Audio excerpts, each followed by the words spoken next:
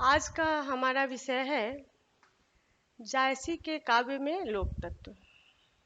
स्नातक प्रथम खंड प्रथम पत्र में जायसी पढ़ना है। पिछले वर्ग में हमने जायसी की प्रेम भावना इस विषय वस्तु के संदर्भ में समझा था, विमर्श किया था। आज का हमारा जो शीर्षक है वह है जायसी के काव्य में लोक तत्व। जायसी प्रेमाख्यानक काव्य परंपरा के सूफी कवि हैं, जिनकी कविता में लोक तत्व विद्यमान है। उनके काव्य में जो भी उदाहरण है, चरित्र है, वह लौकिक संसार से ग्रहण किया गया है। हमारी दुनिया में घरों में जो प्रचलित लोक कथाएं हैं, जो चरित्र हैं, उनको आधार बनाकर जायसी ने उसका संबंध उस परम ब्रह्म परमेश्वर के साथ जोड़ा है। यह सर्वविदित है कि जायसी मुसलमान कवि थे, किंतु उन्होंने पद्मावत में जो हिंदू त्यौहार है, पर्व है, होली, दीपावली आदि का भी वर्णन किया है और ईद बकरीद का भी। उन्होंने ज़्यादा तक तर जो चरित्र है, प्रतीक है, वह हिंदू धर्म से ही ग्रहण किया है। इसी प्रकार वे हिंदुओं की पौराणिक कथाओं का संदर्भ देते हैं, जिसमें राम, कृष्ण, अर्जुन, रावण आदि पात्रों पर चर्चा करते हैं। निष्कर्ष है कि जायसी के काव्य में हिंदुओं के परिवेश का चित्रण है, मुस्लिम परिवेश का नहीं। यह जायसी के एक अलौकिक चरित्र का उदाहरण है, उनकी उदात्तता का परिचय है कि वे सांप्रदायिकता और जातिगत रूढ़ियों से बहुत ऊपर हैं। ये सारी चीज़ें जो हैं, रूढ़िगत चीज़ें, सांप्रदायिकता, ये उनके काव्य में कहीं विद्यमान नहीं है। उनके कवित्व को, उनके कवि धर्म को ये जातिगत जो बंधन है वे कहीं बांधते नहीं हैं, रोकते हैं। वे निर्मुक्त होकर, उन्मुक्त होकर अपनी काव्य रचना में लीन रहने वाले कवि हैं। फारसी पद्धति में जंगल और बयाबान का वर्णन कष्ट या विपत्ति के प्रसंग में आता है। हिंदी कवियों में केवल जायसी ने समुद्र वर्णन किया है। वे पुराणों में उल्लिखित 7 समुद्रों का वर्णन पद्मावत में करते हैं। इनमें से 5 समुद्र तो पौराणिक मान्यता के अनुरूप है, तथा शेष जो 2 है वह मानसरोवर और किलकिला समुद्रों का जो वर्णन जायसी ने किया है वह पूर्णतः लोक कथाओं में नहीं आता है।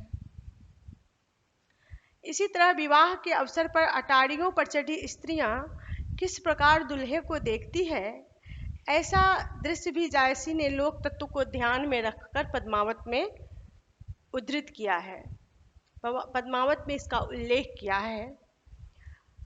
जायसी की इस लोक भावना को हम इन पंक्तियों में देखते हैं। देखी बारात सखिन सो कहा, इनमह सो जोगी कहा। भारतीय काव्य परंपरा में युद्ध की भीषणता के बीच गिद्ध, गीदड़ आदि का वर्णन करते हुए विभत्स रथ का विधान किया जाता है। जायसी ने भी इस लोक तत्व को अपने पद्मावत में स्थान दिया है, उसका वर्णन किया है। गिद्ध चील सब मंडप छावहीं, काम कलोल करहीं और गावहीं। जायसी ने खड ऋतु वर्णन एवं 12 मासे के वर्णन में भी लोक तत्व का समावेश किया है। वर्षा ऋतु में बिजली की चमक, बूंदों का सोने के समान झलकना और मेढक के टटर तथा मोर के केका ध्वनि का चित्रण भी जायसी ने किया है। इस मनोहारी चित्रण को हम इन पंक्तियों में देखते हैं। चमक बीजु बरसै जल सोना, दादुर मोर सबद सुठिलोना। गर्मी के कारण तालाबों का पानी सूखने लगता है और सूखे स्थान में बहुत सी दरारें दिखाई देने लगती है। वर्षा की पहली फुहार पड़ते ही वे दरारें भर जाती हैं। जायसी ने प्रकृति के इस सूक्ष्म निरीक्षण को वियोग श्रृंगार पर घटित करके सुंदर दृश्य विधान किया है। इस लौकिक दृश्य के द्वारा उन्होंने वियोग वर्णन का बहुत ही सूक्ष्म चित्रण किया है। विदीर्ण हुए हृदय को सूखता हुआ सरोवर और प्रिय के दृष्टिपात को दवंगड़ा बनाकर उन्होंने अपनी सूक्ष्म दृष्टि का परिचय दिया है। यह जो लौकिक प्रतीक है, इसमें जो वह सूखता हुआ दरारें पड़ी हुई जो भूमि है, वह प्रिय का टूटा हुआ दिल है, व्यथित उनका मन है प्रिय का। और वह जो वर्षा की फुहार है, पहली बूंद है, वह प्रिय का एक पल देखना, एक दृष्टि देखना ही वह है। ऐसा सूक्ष्म चित्रण जायसी करते हैं। इस चित्रण को इन पंक्तियों में देखा जा सकता है। सरवर हिया घटत घटत नित जाई, टूक टूक होई के विहराई, विहरत हिया करहु पिय टेका, दीठ दवंगरा मेर वहु एका। हिंदुओं के पौराणिक वृत्तों की जानकारी जायसी को थी, किंतु वो पूरी तरह से इसकी जानकारी उन्हें नहीं थी। कुबेर अलकापुरी में रहता है, किंतु चंद्रमा को वे स्त्री बताते हैं, जबकि हिंदुओं की परंपरा में चंद्रमा का पुरुष रूप अधिक प्रसिद्ध है, चंदा मामा। रामायण महाभारत के प्रसंगों एवं पात्रों से वे अच्छी तरह परिचित जान पड़ते हैं। इंद्र द्वारा कर्ण से अक्षय कवच ले जाने का प्रसंग भी उन्होंने किया है। पद्मावत में त्योहारों का वर्णन भी है, जो लोक तत्व की दृष्टि से उल्लेखनीय है।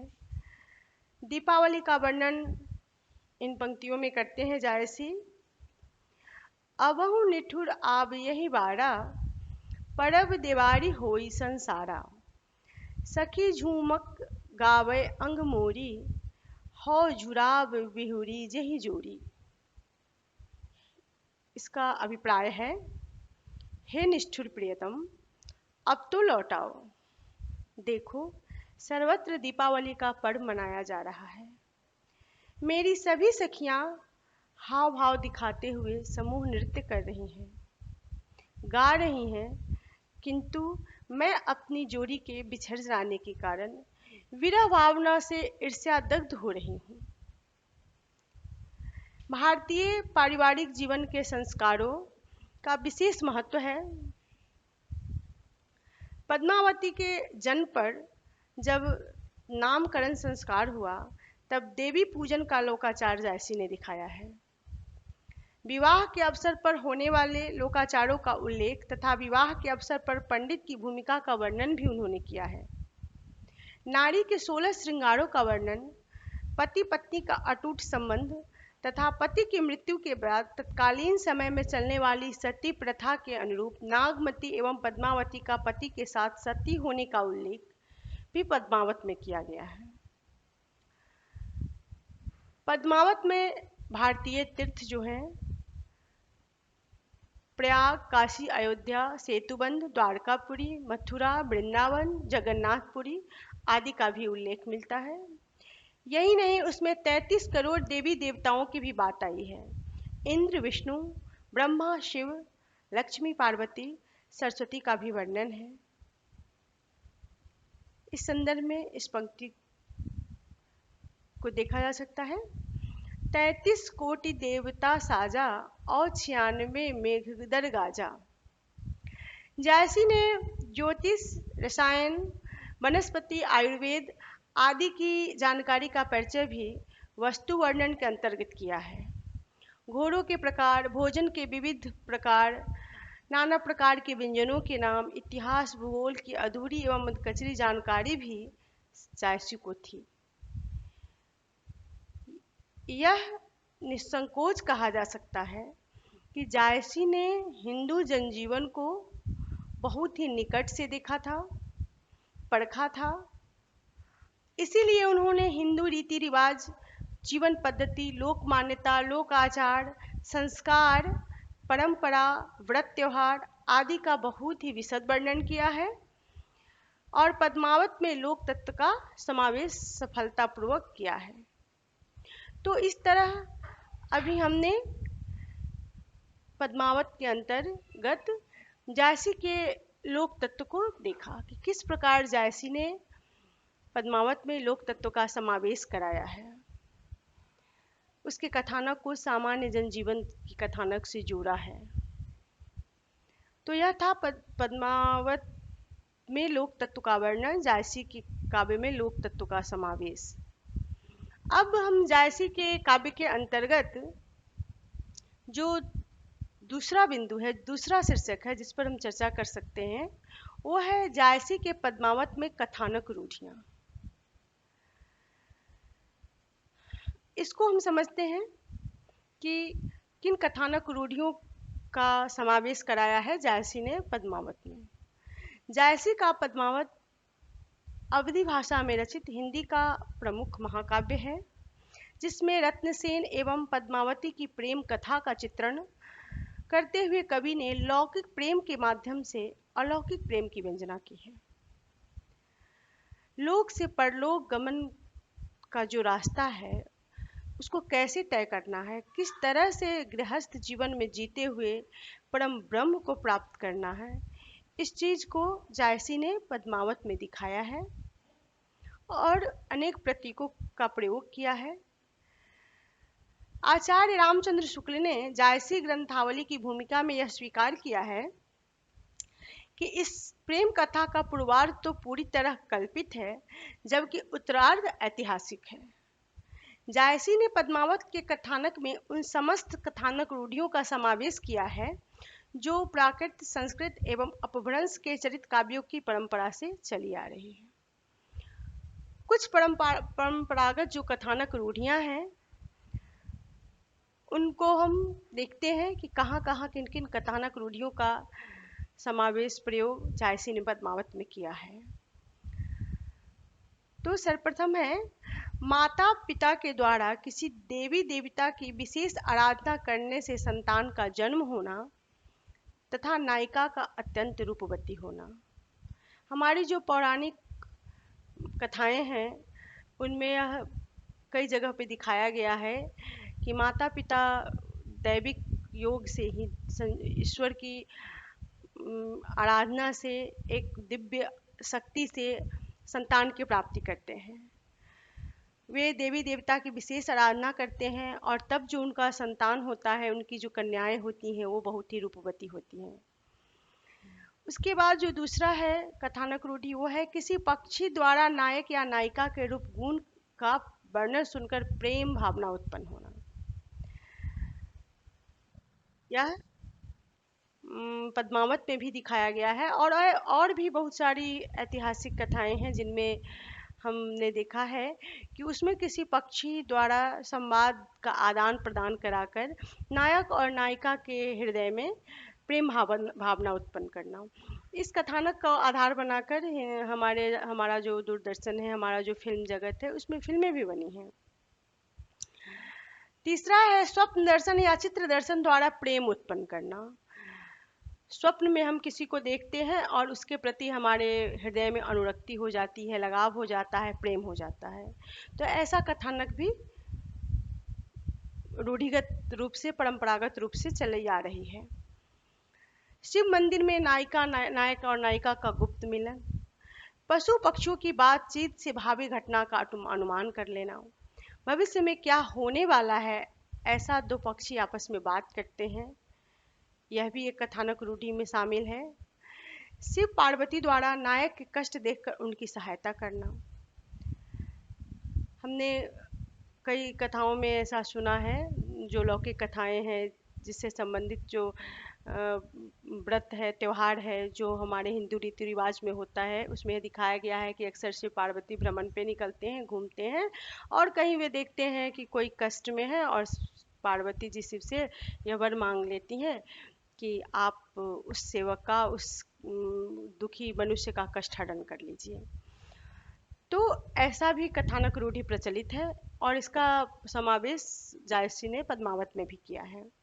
युद्ध में देवताओं का सहयोग नायक को मिलना, मतलब नायक अपनी नायिका से मिलने के लिए जब प्रेमातुर होकर जाता है, रास्ते में अनेक प्रकार की विघ्न बाधाएं आती हैं, तो ईश्वर उसकी मदद करते हैं, सहयोग करते हैं। पार्वती द्वारा नायक की प्रेम की परीक्षा लेना, सिद्धि पाने के लिए राजा जोगी बनकर निकल पड़ना, जब प्रेम से व्याकुल होकर, विरह विदग्ध होकर राजा में संन्यास की भावना आती है, विरक्ति की भावना आती है और वो जोगी बनकर निकल पड़ता है। समुद्र आदि का ब्राह्मण वेश धारण करके उपस्थित होना एवं बहुमूल्य उपहार प्रदान करना, नायिका या प्रेमी को पाने के लिए दूती भेजना, पति की मृत्यु के उपरांत पत्नी द्वारा सती हो जाना। तो ये अनेक कथानक रूढ़ियाँ हैं जो प्रचलित हैं हमारे हिंदू रीति रिवाजों में, कथाओं में, जिसका समावेश जायसी ने पद्मावत में भी किया है। पद्मावत की कथा का अवलोकन करने पर यह स्पष्ट हो जाता है कि जायसी ने इस महाकाव्य में अपने समय में प्रचलित अधिकांश कथानक रूढ़ियों का पालन किया है। जायसी ने नायिका पद्मावती के अत्यंत रूपवती एवं पद्मिनी नारी के लक्षणों से युक्त बताया है। अनेक प्रकार की जो विशेषताएं होती है एक युवती में, उस सब का समावेश एक पद्मावती में करा दिया है जायसी ने। उसके अनित्य सौंदर्य पर हर कोई मुग्ध हो जाता है और ये भावनाएं, ये जो पद्मावती के अनित्य सौंदर्य का प्रतीक है, वो इन पंक्तियों में उसका चित्रण जायसी ने किया है। भय उन्नत पद्मावती बारी, रचि रचि विधि सब कला शबारी, जग जग वेधा ते अंग सुवासा, भवर आए लुब्धे चहुपासा। हीरामन तोते के साथ पद्मावती का वार्तालाप भी एक कथानक रूढ़ी ही है। कथाओं में प्रायः नायिका किसी पक्षी से अपना सुख दुख कहती है और अपने लिए उपयुक्त वर खोजने की प्रार्थना करती है। हीरामन तोते से संबंधित पद्मावत का वृत्तांत भी इस कथानक रूढ़ी के अनुरूप ही है। हीरामन तोता अत्यंत पंडित था। वह रत्नसेन को अपना परिचय देता हुआ कहता है, चतुर्वेद हो पंडित हीरामन मुहि नाम, पद्मावती सो मेरवो सेव करो तेहि छाव। पक्षियों का विद्वान होना एवं संदेशवाहक के रूप में नायक नायिका तक संदेश पहुंचाना भी कथानक रूढ़ी ही है। हीरामन तोते से पद्मावती के रूप सौंदर्य का वर्णन सुनकर राजा रत्न से उसे पाने के लिए व्याकुल हो उठा और जोगी का वेश धारण कर सिद्धि प्राप्त करने हेतु सिंघल द्वीप की ओर चल पड़ा। पक्षियों के द्वारा नायिका के रूप का वर्णन सुनकर नायक का विकल हो जाना भी एक कथानक रूढ़ी ही है, जिसका सहारा जायसी ने पद्मावत में लिया है। और हीरामन तोता पद्मावती के सौंदर्य का वर्णन करता हुआ कहता है, नयन बांक सरि पूज न को, मान सरोदक उथलहि दो, राते कवल करहि अली भवा, धूमहि भांति चहै अपसवा। रत्नसेन जोगी का वेश धारण करके पद्मावती को पाने के लिए निकल पड़ा। मार्ग में उसे 7 समुद्रों को पार करने के लिए अनेक प्रकार के विघ्न बाधाओं का सामना करना पड़ा, किंतु अंततः वह सिंघल द्वीप पहुंचा। पद्मावती शिव मंदिर में राजा से भेंट करने के लिए आती है और रत्नसेन उसे देखकर मूर्छित हो जाता है। नायिका का शिव मंदिर में पूजन के लिए आना और वहां नायक नायिका का प्रथम दर्शन होना एक कथानक रूढ़ी ही है, जिसका आश्रय जायसी ने पद्मावत की कथा में लिया है। महादेव पार्वती का सांसारिक प्राणियों को दुखी देखकर उसके दुख को दूर करने का प्रयास करना भी एक प्रसिद्ध कथानक रूढ़ी है। पद्मावती को सामने पाकर जब रत्नसेन जल कर मरने को तत्पर हो गया, तब महादेव कोड़ी का वेश बनाकर बैल पर चढ़कर राजा के पास आए और पार्वती ने राजा के प्रेम की परीक्षा ली। प्रेम की परीक्षा में वह सफल हुआ। उसने महादेव को पहचान लिया और उनके पैरों में गिर पड़ा। महादेव ने उसे सिद्धि गुटिका प्रदान की और सिंघलगढ़ में घुसने का मार्ग बताया। तो इस तरह यह भी एक प्रचलित कथानक रूढ़ी है, जिसका प्रयोग जायसी ने पद्मावत में किया है। सिद्धि गुटिका राजे जब पावा, पुनि भई सिद्धि गणेश मनावा, देवी देवताओं द्वारा नायक की सहायता करना और उसके प्राण बचाना भी एक कथानक रूढ़ि ही है। रत्नसेन को जब राजा गंधर्व सेन ने कैद किया लिया और उसे सूली पर चढ़ाया जाने लगा, तब शंकर पार्वती भाट भाटनी का रूप धारण करके आए और उन्होंने राजा गंधर्व सेन को समझाया कि यह जोगी जो रत्नसेन है तुम्हारी कन्या के योग्य वर है। किंतु राजा नहीं माना। तब जोगियों में तथा गंधर्व सेना में भयानक युद्ध हुआ। जोगियों की सहायता के लिए महादेव एवं अंगद आदि देवता युद्ध में आए। अंगद ने सूर पकड़कर हाथियों को आकाश में फेंक दिया। विष्णु का शंख बजने लगा और महादेव का त्रिशूल चमकने लगा। गंधर्व सेन ने महादेव को पहचान लिया और उनकी आज्ञा को शिरोधार्य कर रत्नसेन पद्मावती का विवाह कर दिया। इसका वर्णन प्रस्तुत पंक्तियों में है।